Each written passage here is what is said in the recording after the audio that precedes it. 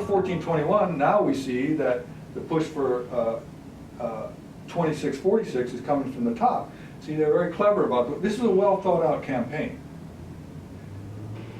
They pushed through bills like the Assisted Outpatient Treatment Program at the state level without any funding. That made it easy for everybody to vote for it. No money involved.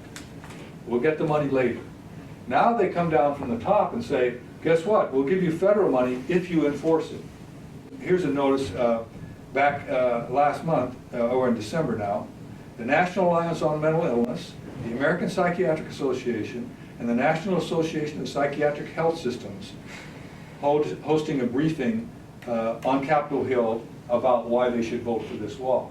Well, the National Association of Psychiatric Health Systems is pushing for the law because it would open up the size of the institutions that could get paid for psychiatric care. In other words, it's a step back into the past of large asylums where you lock people up and you get paid to keep them there all the time. So that's why, therefore, the American Psychiatric Association is wedded to the drug company, and the scandals associated with that are numerous, too numerous to mention. If you just go on the internet and start looking, you'll just find book after book after book after book written by drug company insiders, psychiatric survivors, people from in the psychiatric profession, drug company reps. It's all there. The American Psychiatric Association is totally bought out by the drug companies. And then the National Alliance on Mental Illness goes back to 1979 when they started deinstitutionalizing, and they realized that a lot of the care was going to fall on the patients and their families. And so NAMI selected one of these parent groups and gave them the name, gave them the money, and allowed them to become the spokespersons for people with mental illness. That's all you hear in the news. And their ties to the media industry are very close, and the media industry is tied to the medical industry, the medical information industry. All these ties are economic forces that are pushing this in this direction. And we have to stand up to that. First of all, I would like to see it at the very beginning rechanged to make available needed psychological and supportive services for individuals with mental illness and families in mental health crisis and for other purposes. God help us to know what that might mean. But when they put the word to make available needed psychiatric, psychological, well, to me that means drug pushing. And then the first section about hiring a new mental health person to oversee the substance abuse program. To me, this is another arm of the war on drugs. Because, see, my son is part of the dual diagnosis group. And the war on, see, right now he has a medical cannabis card, and that is a better thing for him. Santa Rita spit him out February 6, 2015, the Mental Health Department of Mental Health in Santa Rita, unable to be restored to competency. Thankfully, not on probation. Thankfully, I was able to get him into in-home support services provided by Alameda County and get a person in there for protective supervision to keep him safe in his home and safe in the community. These are the type of community support. And we need lay people, not expanding the workforce of psychiatric professionals. This last summer, the American Psychological Association has played a major role in doing the torture in Guantanamo Bay. The people that have worked the hardest against that in the psychology world, including the person sitting to my right, have got it so the American Psychological Association has had a political leadership collapse from their immoral behavior, and there's something wrong with managing people in the kind of way that's based on torture and control. And what Martin Luther King started with saying back in the 60s, what everybody has been saying, is that we have to change the way we do behavior management. And I always hope that Barbara would be pleased to understand that enough so she would start to work against the forces like the Murphy Bill 2646, which is the continuation of the abusive paradigm. I have 2 points. One is that the people Barbara Lee has been listening to are groups like NAMI and Mental Health Association. those groups have received many millions of dollars from the drug companies. They are actually paid agents of the drug companies. The other point is that outpatient forced drugging, before that, there was a limit to how many people could be forcibly drugged. And that is how many people that they could put inside of a building, how many people that they could lock up in a mental hospital, how many beds there are.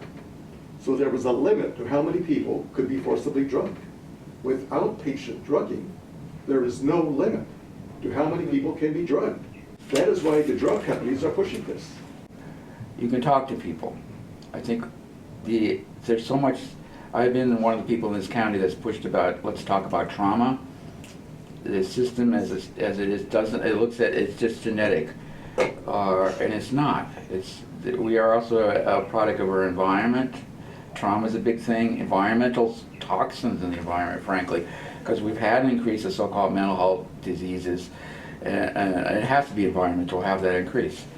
And I don't think that's being sufficiently looked at, and that makes the science behind it very questionable. So I do the Radical Mental Health Collective on Monday nights, a support group, and I think that's a model that hasn't been done a lot of just clients. I feel that helps people, and there's proven track record that that works. I feel like that the wellness recovery thing that we're doing in the state of California still needs to go further, but it hasn't been fully. We should move in that direction more than let's go back, turn the clock back into pushing involuntary stuff that we are moving away from because it didn't work. And to see that there's pressure to do that from maybe pharmaceutical companies or whoever's pushing this. And I don't think the people behind it are really going to get the results that they want. DSM, the Diagnostic Statistical Manual, the last one, the 5th, came under attack even by the National Institute of Mental Health. They no longer feel that this has anything to do with science. They distance themselves from the DSM. I think it's a really important step forward for us to understand that that Diagnostic Statistical Manual is meaningless in terms of real life experiences in the community.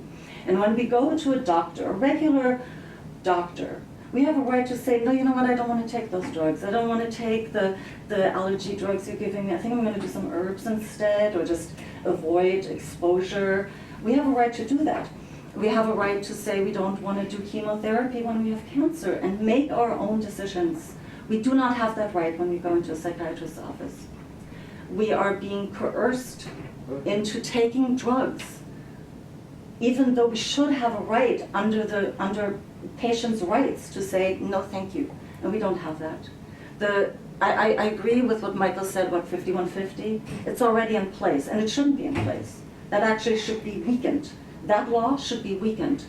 This thing here is redundant in all the worst ways. It just strengthens the coercion that people in the street are experiencing, which affects largely poor people. The worst effects are on poor people.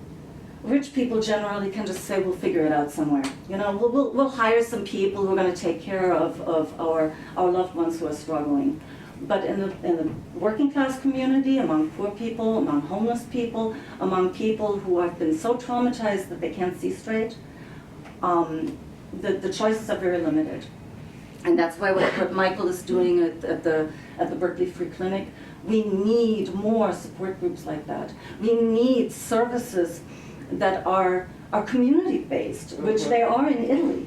In Italy, there's, I believe, like one mental health hospital, if even that left. They closed them all. They closed them all. And I think it's very important that Barbara looks at this, because there are models for doing it differently. Another important person to look at and what he did was Artie Lang. Oh, perfect. You've got some info for that. Awesome. Thank you for bringing that. Artie Lang was somebody in Britain who opened up houses for people who were quote-unquote mentally ill, who were very, very troubled, who couldn't see straight, who were just completely freaked out and out of touch with reality, put them all in a house together and had them work it out. So you had, for example, somebody who was regressing into their infancy, acting out being a baby, and you had another person who was really wanting to nurture children, helping that person. They were helping each other work through stuff that looks pretty damn weird on the outside when you're walking in and going, okay, there's a grown woman acting like a baby. But it worked for her. And she was able to move through that thanks to the grassroots help that she got from the people in that house. There are no more houses like that. I remember that there was a house like that in Chicago. So it's not just far away in England. We had it here and we need more of that. This will never address that. We need support in the grassroots community to set up our own services. We need people to give us houses where we can have people live and work through this because they can't do it on the street. They're struggling to survive. I'm opposed to this bill and I'm opposed to the continued coercion of people who are labeled as mentally ill when really, for the most part, they're absolutely traumatized by a system that is not working for them. What happens is people get onto the drug, they may want to have got on or not want to have got on, but they're on the drug and they take it for a while. And then they say, I want to get off or I want to get less. And sometimes they even get, people say, the doctors say, okay, let's get less. As they get less, of course, they have become somewhat hooked. Their bodies are accustomed to these drugs, even if they're not doing much help for their mental state or their well-being and their physical well-being. Mm-hmm. But as they get off, of course, they've become accustomed to it. So it's just like being hooked on anything else. The symptoms will begin to come back. And then they'll say, see, you needed the drug. Whereas in fact, you maybe didn't need the drug, but you'd been either forced to it or you chose it, but you'd become hooked on it. And I've heard so few doctors talk about, detoxing from the drugs, because you need time to have your body adjust to not having them in order that you don't get the symptoms back again. I think the research basically shows that some people benefit from the drugs, some do not benefit from it. So that's the problem with coercing, is some people really do very badly with it. I think that the long-time research says that long-time use of these drugs will really seriously damage your body and causing people to die much younger.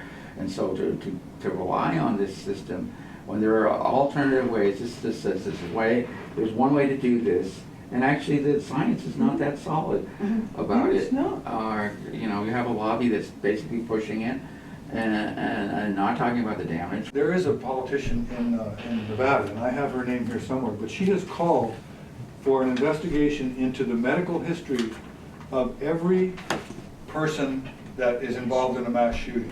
That should be part of the investigation. That should be public knowledge. People should know that information. And she is putting forward this as a legislative initiative. So I would request, from Barbara Lee's standpoint, that she not only reconsider her position on this, but that she consider supporting this bill that calls for a medical investigation into the psychiatric history of people that are involved in these mass shootings, specifically with regard to what medications they were on, how long they were on them, and so on and so forth, so that we can begin to build a public awareness that there is a strong connection between people that commit violent acts and these neuroleptic drugs. Just to find out, I was a member of NAMI, and my local NAMI, I used to go to monthly meetings, and the Mental Health Association got a lot of services from them all throughout and early on.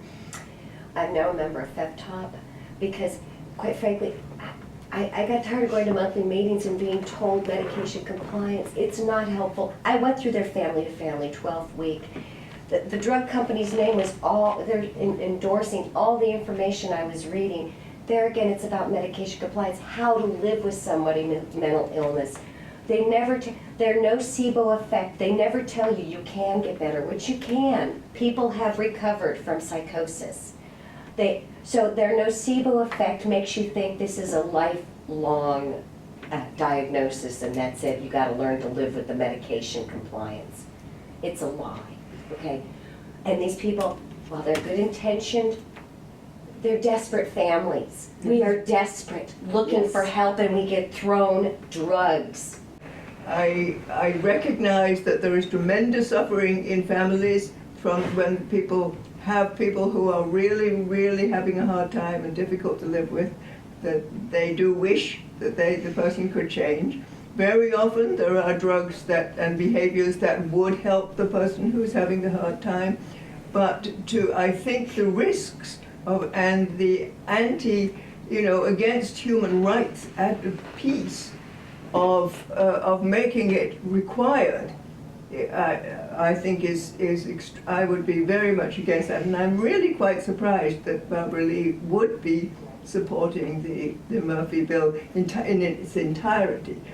I'll just let you know that after every meeting I do create a brief memo, and I present it both to my DC counterpart who handles health issues in the DC office and to the Congresswoman. So she is made aware of everything that is said here in the meeting, and we will have a discussion and see if she chooses to reassess her decision and maybe retract her support from the bill.